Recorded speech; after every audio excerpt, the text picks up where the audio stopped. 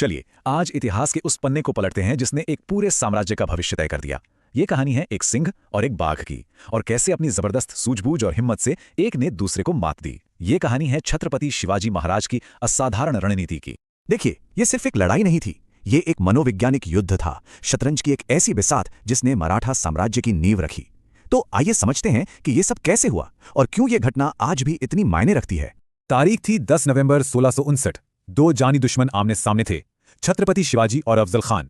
माहौल में जबरदस्त तनाव था और इस मुलाकात का जो भी नतीजा निकलने वाला था उसकी गूंज पूरे दक्कन में सुनाई देने वाली थी।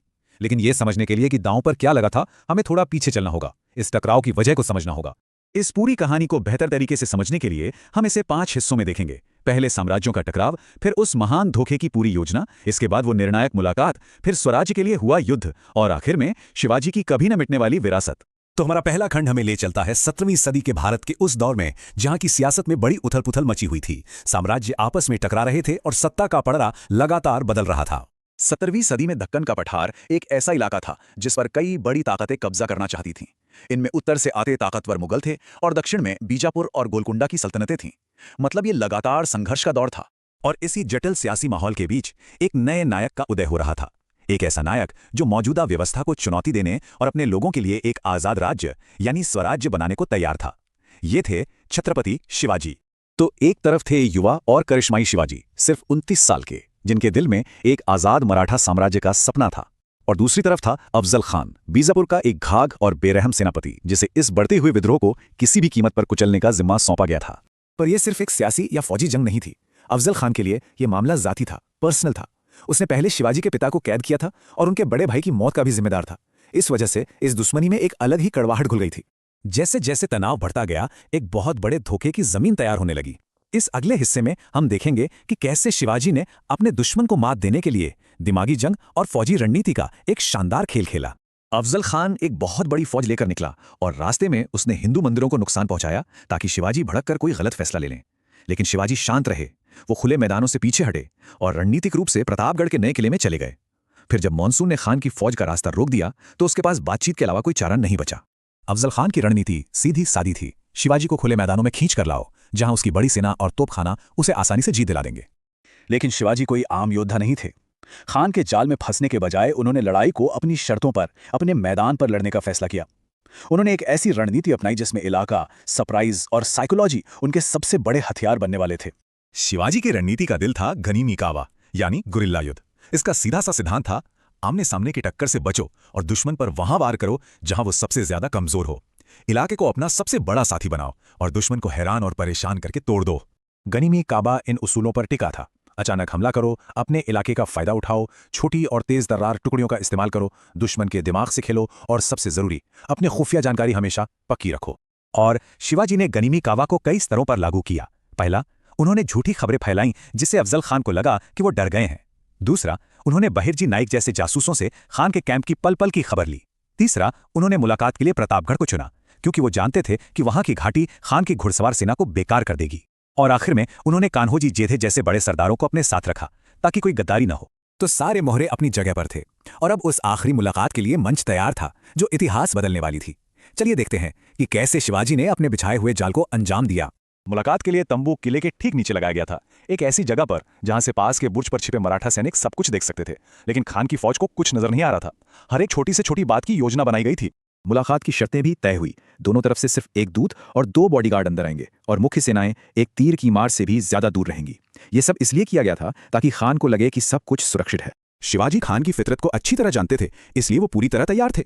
उन्होंने अपने कपड़ों के नीचे ज़िरह अख्तर यानी चेनमेल कवच पहना और 2 हथियार छिपाए, एक बिछवा खंजर और दूसरा कुख्यात वागनक यानी बाघ के पंजों जैसा हथियार। वो हर हाल के लिए तैयार थे। और अब हम कहानी के उस मोड़ पर आते हैं, उस पल पर जो इतिहास की धारा को हमेशा के लिए बदलने वाला था और स्वराज्य की लड़ाई को एक नई दिशा देने वाला था। तंबू के अंदर जैसे ही अफजल खान ने गले मिलने के बहाने शिवाजी को अपनी पकड़ में दबाने की कोशिश की, शिवाजी ने फुर्ती से अपने छिपे हुए वागनक से उस पर हमला कर दिया, जिससे खान बुरी तरह जख्मी हो गया।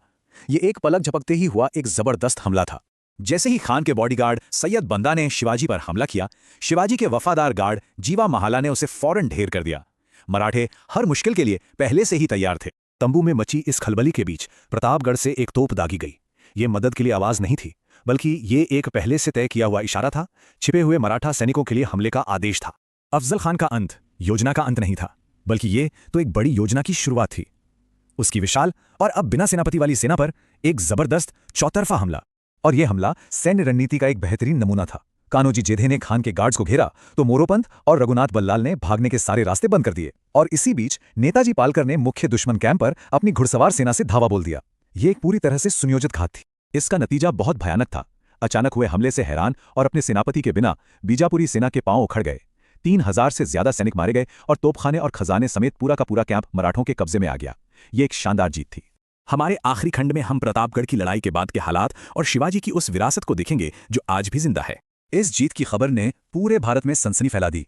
ये एक जोरदार पैगाम था कि मराठे अब किसी भी शाही ताकत के आगे नहीं झुकेंगे और दक्कन में एक नई शक्ति का उदय हो चुका है।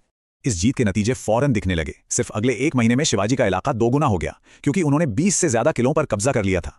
मराठा साम्राज्य के विस्तार की जमीन तैयार हो चुकी थी। प्रोफेसर नरहर कुरुंदकर ने बहुत अच्छी तरह समझाया है कि शिवाजी ने एक ऐतिहासिक नियम को तोड़ दिया। उस जमाने में राजाओं के लिए जीत का मतलब होता था बस अपनी जमीन बचा लेना, और हार का मतलब सब कुछ गवा देना। शिवाजी ने इस सोच को ही पलट दिया और हमला करने वाले को ऐसा सबक सिखाया कि उसे भारी कीमत चुकानी पड़ी। इस एक जीत ने शिवाजी की प्रतिष्ठा को एक महान सैन्य रणनीतिकार और दूरदर्शी नेता के तौर पर हमेशा के लिए स्थापित कर दिया। उन्होंने साबित कर दिया कि सही रणनीति और अटूट इरादे से बड़े दुश्मन को भी हराया जा सकता है। शिवाजी की दूरदृष्टि सिर्फ जमीन तक ही सीमित नहीं थी। उन्होंने समुद्री ताकत के महत्व को बहुत पहले ही पहचान लिया था। इसलिए उन्होंने 1654 में पहली संगठित मराठा नौसेना बनाई, ताकि समुद्र तटों की रक्षा हो सके और व्यापार पर नियंत्रण रहे। उन्हें अक्सर भारतीय नौसेना का जनक भी कहा जाता है। तो संक्षेप में कहें, शिवाजी की विरासत इन 4 स्तंभों पर टिकी है। वो जुल्म के खिलाफ प्रतिरोध का प्रतीक है, गुरिल्ला युद्ध के गुरु हैं, एक महान राष्ट्र निर्माता हैं और एक दूरदर्शी नौसैनिक रणनीतिकार हैं। तो हम आज शिवाजी की रणनीतियों से क्या सीख सकते हैं, जिसमें दिमागी जंग, बारीक प्लानिंग और लीक से हटकर सोचने का मिश्रण था?